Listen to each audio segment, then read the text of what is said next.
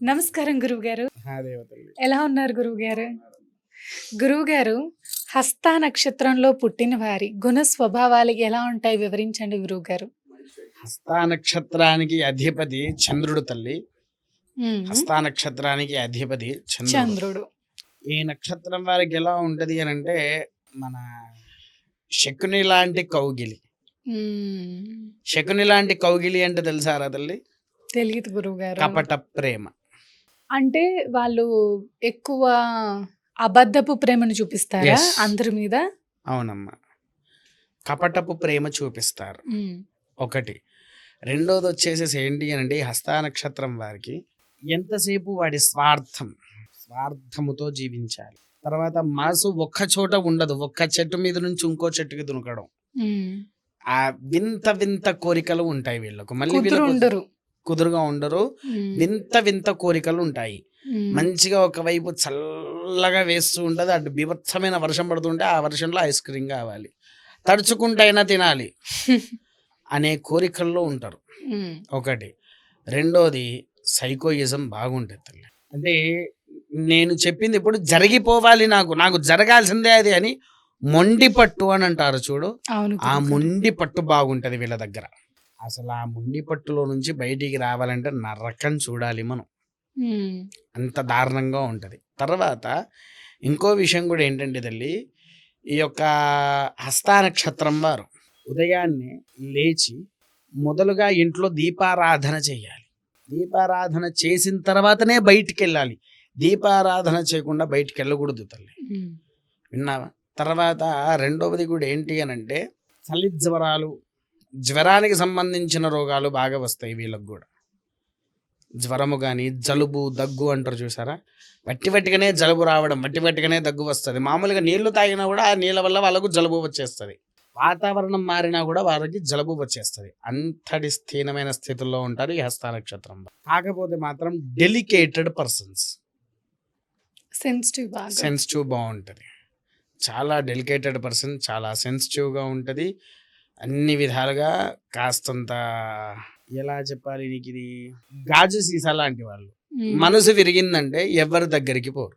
మనసు విరిగిందంటే ఎవరి దగ్గర అసలు వాళ్ళ పేరు కూడా వీళ్ళ దగ్గర ఎత్తకూడదు, అలాంటి సిచ్యువేషన్లో ఉంటారన్నట్టు.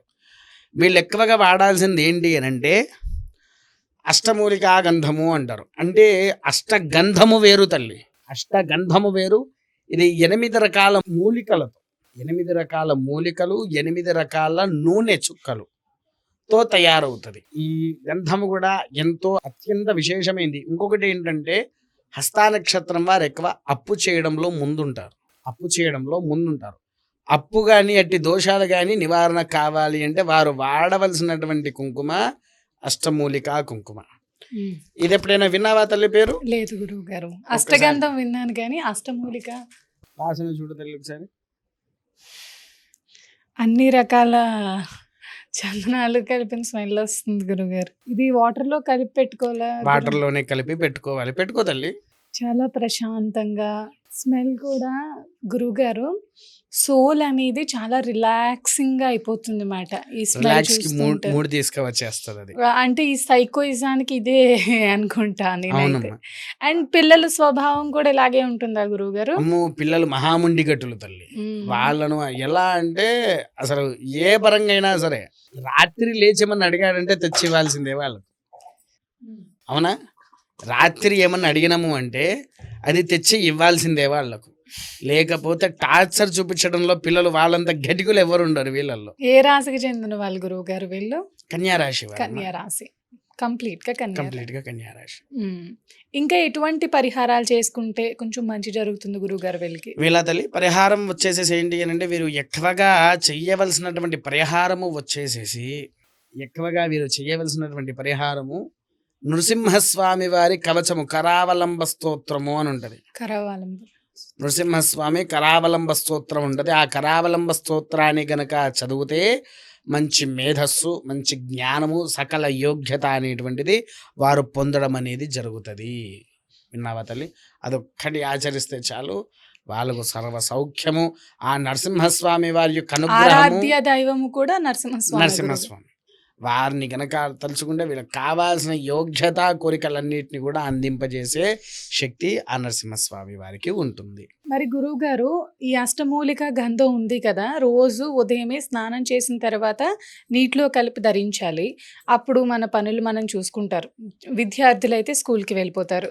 ఉదయం, సాయంత్రం 2 పూటలా ధరించాలా గురువుగారు? ఖచ్చితంగా తల్లి, ఉదయము సాయంత్రము ధరిస్తేనే దీనికి సంబంధించినటువంటి యోగ్యతా ఫలితము అనేటువంటిది మనకు దక్కుతుంది. లక్ష్మీ అనుగ్రహమే కావచ్చు, విన్నారా? లేకపోతే ఆ నరసింహస్వామి కావచ్చు, సాక్షాత్కారుడైనటువంటి విష్ణుమూర్తి యొక్క అనుగ్రహం కూడా మనకు అందింపజేసేదే ఈ అష్టమూలికా కుంకుమ అని అంటారు మరి తల్లి. బయట దొరకదు కదా గురువుగారు. ఇదైతే నార్మల్‌గా అష్టగంధం నేను చూసాను. అష్టమూలికా గంధం నేనెప్పుడూ చూడలేదండి. ఇది ఫ్లేవర్ కూడా సువాసన భరితంగా ఉంది. మరి ఇదెలా గురువుగారు? అంటే ఒరిజినల్‌ది పెట్టుకుంటేనే కదా మంచి జరుగుతుంది. అవునమ్మా. ప్రతి ఒక్కరు అదే కూడా కోరుకుంటారు. ఒక రూపాయి ఎక్కువైనా గూడా. అలాంటి వాళ్ళకి మరి ఇదెలా దొరుకుతుంది గురువుగారు? చెప్పాం కదా తల్లి, ఇది కనుక ఎవరికైనా కావాలి అని అనుకుంటే, ఇప్పుడు మీకు చూపిస్తున్న ప్రతి ఒక్క వస్తువు అయినా కూడా 3 మాసాలు, హ్మ్. 3 నెలల పాటు మా యొక్క అమ్మవారి పాదాల దగ్గర పెట్టి పూజ చేసి మీకు ఇస్తున్నటువంటిది. బయట ఎక్కడైనా దొరికినా మీరు తీసుకోవచ్చు, మాకు అభ్యంతరం లేదు. విన్నారా? కాకపోతే ఈ గంధము ఏంటి అనంటే అమ్మవారి పాదాల యందునే పూజింప చేసినటువంటి గంధము, అమ్మవారి పాదాల దగ్గరనే చేసిన గంధము. దీన్ని ఎవరైతే ధరిస్తారో వారికి కావాల్సిన సకల ఫలితాన్ని కూడా అందింపజేసే సకల శక్తి కూడి అయి ఉండేటువంటి గంధము, ఎంతోమంది వేద పండితుల హస్తాలతో తయారైన గంధం అది. విన్నావా తల్లి?